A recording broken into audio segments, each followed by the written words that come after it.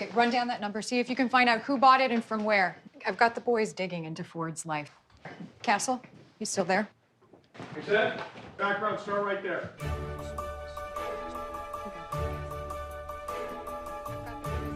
When you're creating a TV show, you're trying to create a world that feels realistic. And part of that is filling out that world beyond your main actors. So every show needs background artists to give a sense of reality.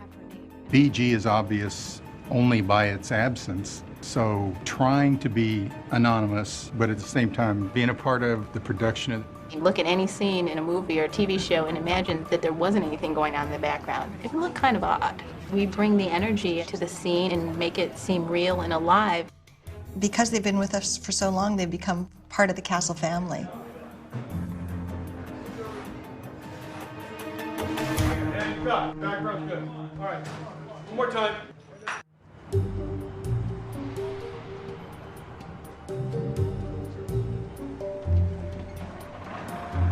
Mondays are usually the toughest days because there's always a 7 a.m. call time. Good morning. First thing we have to do is go to wardrobe, check in, get our voucher. It's like a time card. And then we get our uniforms. So Artemio has our stuff ready for us, and then we get dressed. When we get booked, they'll tell us, make sure you have wardrobes for like episode 719 and episode 720. We check in. The important thing is that we don't conflict with the principals. One of our prop masters, he is very good about trusting us to get our own badges. He leaves it out on his prop table, and since we've all been here so long, we know exactly what to do. It's a nice rhythm. LT Tolliver, look at that. 9161. Sheay Harrison. We get some breakfast while they're doing rehearsal, and pretty much within 45 minutes to an hour, the camera's rolling. We need to figure out who Sid was on the phone with. Easier said than done. I got Sid's phone dumped. That 9 p.m. call was from an untraceable burner phone. When we come in, they give us a call sheet. They put the call sheet on the door. That way we know when to change, because we change scenes, so we know we need to change colors. There's a list of all of us here, and then this is like the next day. First thing new people do when they come is like, how long is today gonna be? It's like, well, look at the call sheet. Nathan, he's going to be in, he's #1. Now, we're finishing up the last episode, and then we're going to start a new episode. A 12-hour day is typical here. So we've moved into the morgue because you're going to have some time in between, and you could literally just go crazy. Hey, guys. Good morning. Good morning. When we come in the morning, our chairs are already set up. Usually that's like the first person in because we all have our little spots. They hook us up with electric, like we all have our stuff plugged in, and we all have a little box in each corner of the room. We're about to start a typical debate here.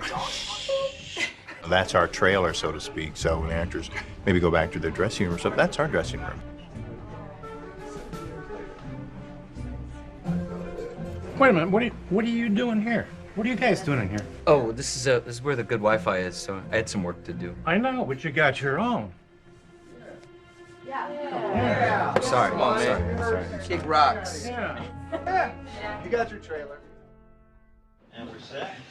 All right, quiet, please. Action. It's a pretty fluid day. A full day in the bullpen, we'll have 3 or 4 scenes. You can grab something and come back out so that there's 2 crosses. Let's see how that works. The second AD usually places us and then tells us when to go and our position in a certain part of the precinct. We all play off of each other, so it's like remembering a line, you just play off of them. I checked the manifest. She's on the plane. I started doing background when I first came out to LA, so I know what that's like, and they're timed basically when to come in and out, and it looks like a real precinct. Being that we're dealing with the principals in this particular case. John, all right. How you doing, John? I'm just doing a background cross.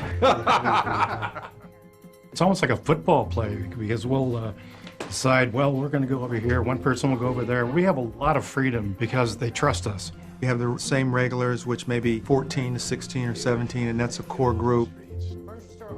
We have had the same folks since the beginning. It helps us create familiarity and some sense of permanence in the precinct through the background artist 3XK, the triple killer, so named because he kills his victims in groups of 3. And because we're regulars on the show, we know our way around the precinct, we're comfortable there, we know the actors, and there's not a lot of running into each other. What can I do? You could watch. 2 weeks ago, I saved your life twice. Because of the size of the bullpen and the way the show is shot, they divided the bullpen up into north and south. In the precinct, we have sometimes several background regulars who work there. So we break them up into 3 different categories. The north, background regulars who work one end, and the south who work the other. Then we also have our uniforms, and they can go anywhere on set. When they're shooting south, the cameras are usually midway in the bullpen, and they're doing the coverage of Stana's desk, so the south end people are covered. Please tell me you don't believe that guy. Oh, no, but you gotta admit, it's a great story. Then when they turn around, you then see the north end. So then you have all the north end people at their desk. Jackie and Paul? Yes. When they come in to the morgue, they'll say north end. The south end, yeah, north end, your time to go in, your time to go in. And there's kind of the rivalry where we go back and forth. And it's fun. Well, I wouldn't say there's a rivalry. It's more who gets more camera time or what side plays more. Off your hands, thank you very much. And you're in for 50. Excellent. Son of a... Nobody move! They're very nice and very friendly, but also professional. They work really flawlessly with the lead actors. You know what? Park that in the conference room. Thank you. There are moments like we do have to interact again with the principal, where you're not necessarily speaking, but you have that body language that you have to use in order to make that scene happen. The cast just go with the flow. If Nathan bumps into you, oh, sorry, Jan, sorry, Sly, within the scene, excuse me, and just keeps going. There'll be instances where we'll be walking by and he'll give you the motion to high five. So he'll come to my desk and say, do something. Yeah, you know. So I'll pick up the phone. You are lame! Lame! They're very approachable, very kind, great sense of humor. My best friend. Seamus and John are just hilarious. Oh! They have their own mannerisms, their own characters, and they are very, very quick to include you into the scene. I've done with Nathan a bit with the baby. They find a baby in a church. Ruggedly handsome dad. Okay, fine, go. Hey, buddy, let's go. Don't look at her. Come on, we'll get ice cream. And I do a bit with him. I'm carrying a bunch of stuff, coming through the elevator, and it's kind of funny.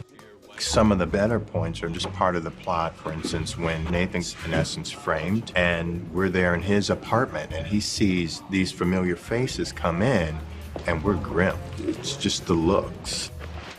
We call them by their first names in the show. It helps us create more credibility within the scenes themselves. Thanks, LT. Thanks, Di. Bruce? In season 1, I actually had, I don't think we had carry that badge anymore, that nameplate. It had Scott on there. Nice work, Scott. And then like 2 days later, I'm LT. LT, follow us a minute. Make it fast. They actually do audition a lot of us and for parts. So a lot of the cops, we've had both of these guys have had speaking parts. Here you go, Beckett. Thanks, Johnson. It's Johnson, isn't it? It's Velasquez. It's really great that they let us have a shot at it. Customs Agent Weiser's on the phone for Detective Esposito. I've had a couple speaking parts, so I've been Officer Jenkins on the show as well. Oh, perfect. Thank you very much.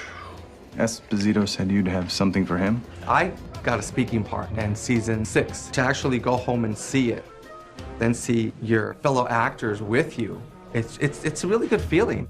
Sir, is it true? We don't know. First episode, season 3, Nathan, he's luring me with coffee and donuts. Hey, Castle. Back on the beat. Yeah, looking that way. Is Beckett here? Finished her sweep about an hour ago. Did she find anything? Nothing useful. Mind if I take a look around? I get recognized as being LT on Castle. For me, I'm like, great. That means you're watching the show. And it's just absolutely been a joy. Well, Looky Lou said she recognized him from the neighborhood, gave his input at Officer Hujima Face over there. Hujima Face? Nice to see you making an effort to bond with the rank and file, Perlmutter. Location is completely different. It's a whole different ballgame. It almost feels like the real deal, if you will. You're on location. Besides, for a mystery novelist, aren't seedy motels kind of the standard? Things just take longer on location. How do you speed that up? If you've got your gang from the bullpen, they're all going to know how to work a crime scene. Then the difference is they're complementing the foreground, they're complementing the principal actors, they're making it feel like you're in an active, authentic crime scene. What looks or feels real to the audience, that just happens with them. Case closed.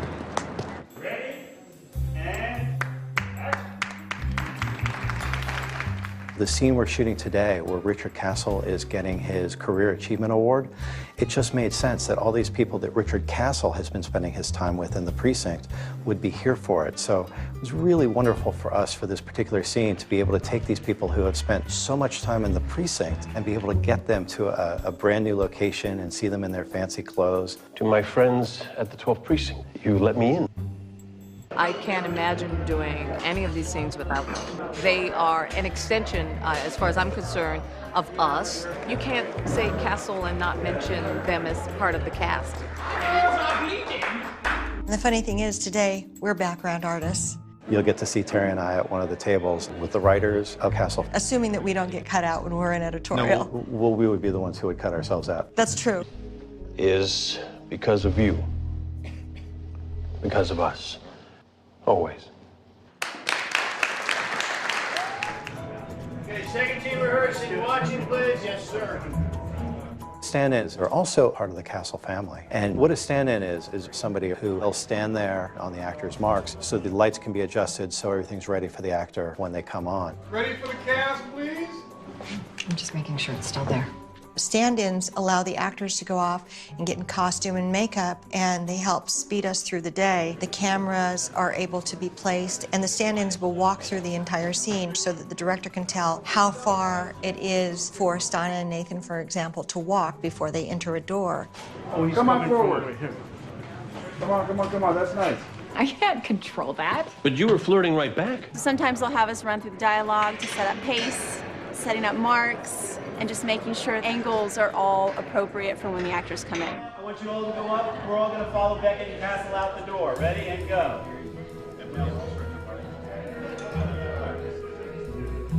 Kerry Johnson, what is your job here at Castle? I stand in for Nathan Philly. After you rehearse the scene, I come in so that when you come back, you can give America what it wants. We are with Richie and Mario. They are the stand-ins that John and I have had the pleasure to work with all of these years. The last two are in tech room, so this one leads into they're there. kind Is that of why you call contained. it? They bring the actors, such as you two, onto set. We have sides, which are small versions of the script. That is a set of sides right there. And we follow along as these guys do a nice rehearsal, and then we go through those same motions. And The mise en scene. You follow the mise en scene, and you have to match. It's pretty important. I let her know if marks have changed, which happens a lot on the show. So I give her a heads up about that. Eye lines are also very important. That's one thing that I make sure that she knows about. I ran the print and got a hit off the DHS and FBI databases. All day long, I'm just waiting for when they need me, and a lot of times, you know, it's just a whisper. So really, I spend the day listening. That's my #1 responsibility. So guys, everybody, move one. If you look past the cameras, through the glass doors of offices or interview rooms, you'll see Kerry kind of leaning over a chessboard or solving the Rubik's Cube. I see that a lot. Anything that you would like the people at home to know about the day-to-day of Castle? They should know that it's really a great place to be. If you got to be someplace 12 hours a day, this is not a bad place to be. I agree. Well said.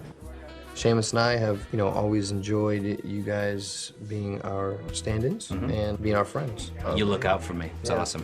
Thank you guys for all the great time we've had together, and hopefully there's going to be more.